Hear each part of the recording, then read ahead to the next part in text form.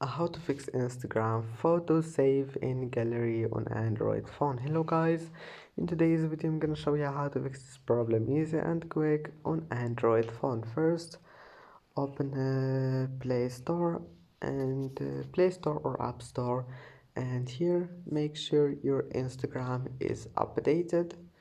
And if you found here updates, just update your Instagram, then restart your phone and try again. And if that doesn't fix your problem and you have an Android phone, go to settings, scroll down until you find apps, and then apps again.